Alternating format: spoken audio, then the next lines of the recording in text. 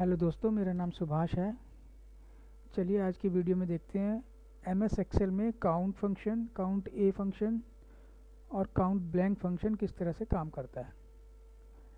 देखिए, जैसे आप स्क्रीन पे देख रहे हैं, काउंट के आगे लिखा हुआ है counts the number of cells that contain numbers in the specified range.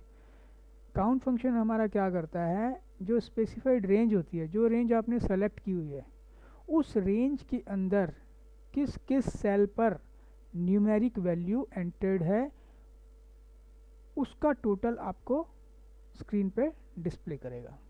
चलिए इसका प्रैक्टिकल करके देखते हैं।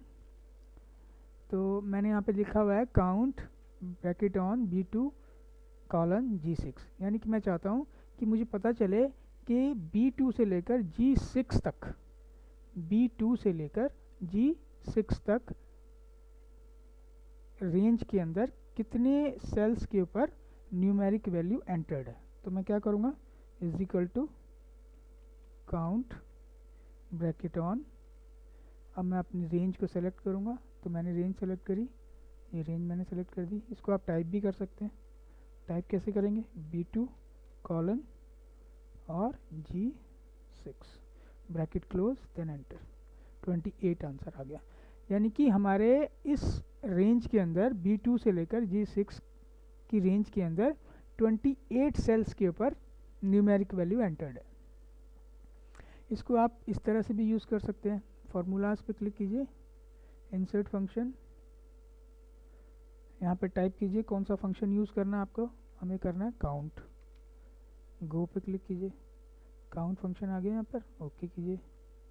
अब हमें फिर दोबारा से रेंज को सेलेक्ट करना है, तो रेंज को सेलेक्ट कर लिया, B2 to G6 then okay 28। तो ये काउंट फंक्शन का, काउंट फंक्शन हमेशा क्या करेगा, हमेशा आपको न्यूमेरिक वैल्यू, जिस सेल के ऊपर न्यूमेरिक वैल्यू एंटर है उसको डिस्प्ले करके देगा, काउंट करके देगा। उसके बाद आता है काउंट ए। काउंट ए क्या करता है, counts the number of cells that are not empty in the specified range। specified range यानी कि जो रेंज आपने सेलेक्ट करी है उसके अंदर वो वाले सेल को ऐड करके देगा जो एम्प्टी नहीं है, जो खाली नहीं है। अभी आप देख रहे हैं ये वाली रेंज B2 to G6, इसके अंदर कौन सी खाली नहीं है, इन सब के ऊपर एंट्री है, सिर्फ एक सेल खाली। तो हमारा आंसर आना चाहिए 29। तो अभी हम चेक करते हैं कि हमारा आंसर 29 आता है कि नहीं आता। Equal to COUNT COUNTA bracket on, और ये मैं सेलेक्ट कर रहा हूँ रेंज,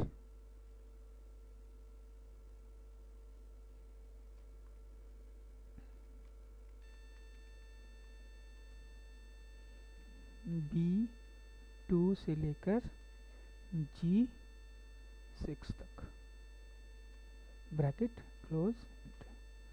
देखिए 29 हमारा आंसर है। अगर मैं इसको यहाँ पे क्लिक कर डिलीट कर दूँ तो हमारा आंसर फिर 28 हो जाएगा। किसी और सेल को कीजिए, जैसे जैसे खाली होता जाएगा आपकी वो रिजल्ट को automatic count A B2 to G6, यानी कि 26 सेल्स के अंदर एंट्री है और बाकी जो है वो खाली है।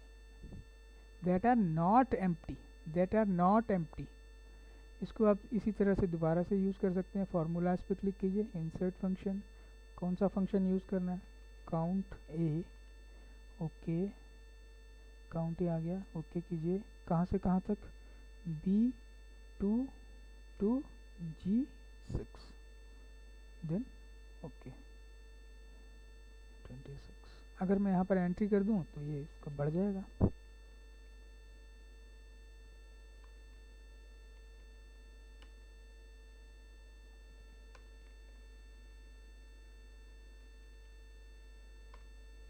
ठीक है ना।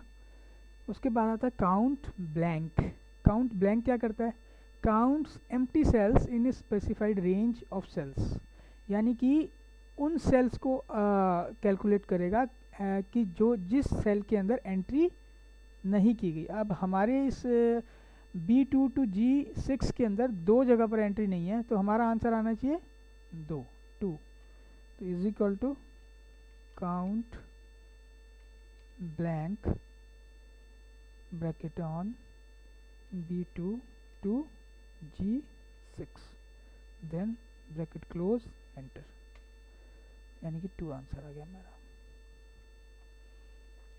इसको अब दोबारा से इसी तरह से formulas, insert function, count blank,